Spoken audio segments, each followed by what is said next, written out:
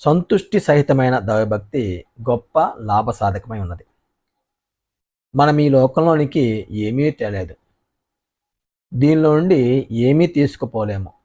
కాగా అన్న వస్త్రములు గలవారమై ఉండి వాటితో తృప్తి పొందుదము.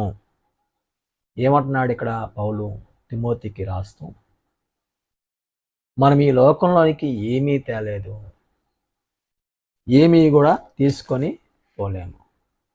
అన్నము వస్త్రము కలిగిన వారమై వాటితో తృప్తి పొందుదము. అంటే సంతృప్తికరమైనటువంటి జీవిత విధానము ఏమిటి అంటే భోజనము, వస్త్రం. వీటికి మించింది దేవుడు ఇస్తున్నాడు.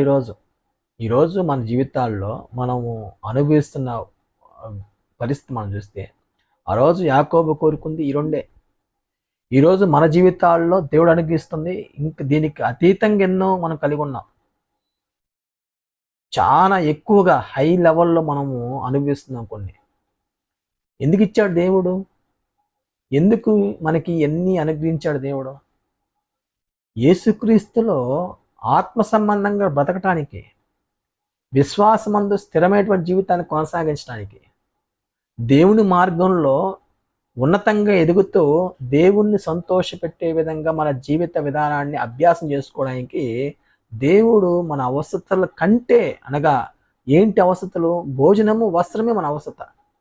వాటి కంటే ఎక్కువగా దేవుడు ఎన్ని అనుగ్రహించాడు. కానీ ఈరోజు దేవుణ్ణి సరిగా మనం చూడలేకపోతున్నాము.